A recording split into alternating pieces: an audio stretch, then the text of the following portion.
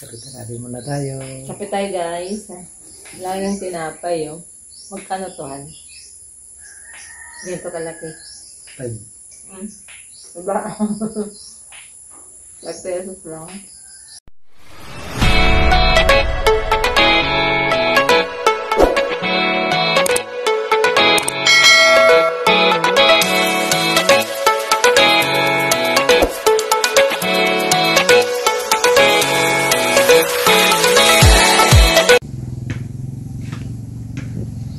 Hello guys, welcome back to my channel.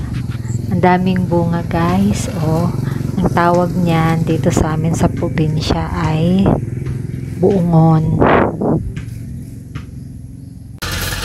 Dito taga linis namin ng pinapamintay namin ng kalinisan. Pinapag-grass cutter namin sa kanya.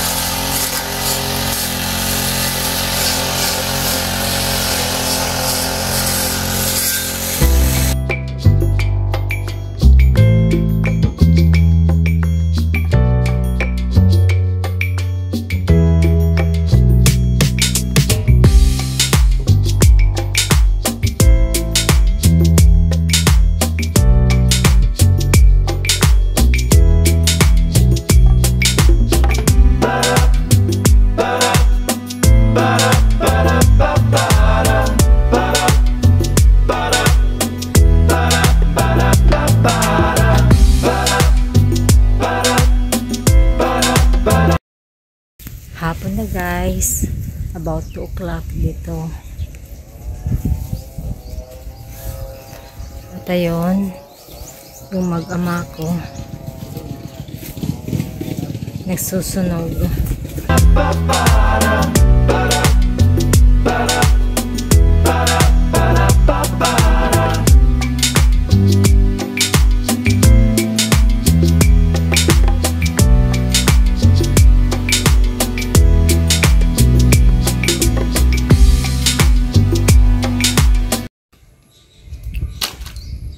Tingnan nyo guys, yung papaya na to.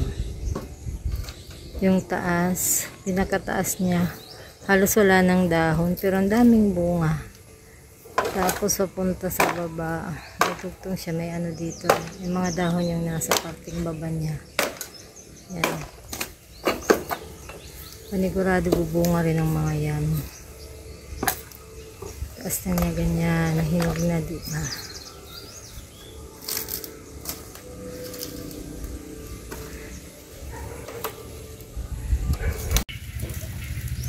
Yun guys, malakas na nga yung apoy.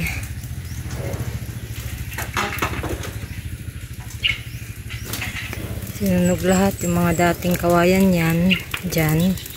Matagal na nakaimbak dyan ng mga kawayan. Sinunog na.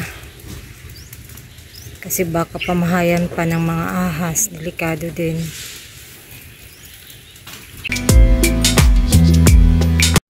Yan guys, ang dami yan nakaimbak. Yan ang ginagawa ng mister ko. Yan sinasabi ko pagsadol. Ano ba yun sa Tagalog guys? Kung alam nyo, ang ginagawa niya. Sa waray kasi sadol eh. Sinasadol niya. Ganyan. Medyo kasi basa yung gitna niya. Kahapon kasi umulan. Ngayon yung mga natuyo na, yun ang sinilaban doon. Yun, kailangan ano niya sa dulin niya para maghiwa-hiwalay, papaghiwa-hiwalayin niya. Yan bukasan, kung hindi umulan mamayang gabi hanggang kinabukasan, pwede nang silaban yan ulit. Thank you so much for watching guys. Please like, share, and subscribe. At pakihit na rin ang notification bell para palagi po kayong updated sa susunod ko po mga videos. Thank you so much everyone. Daming magagandang bulaklak dito sa probinsya guys.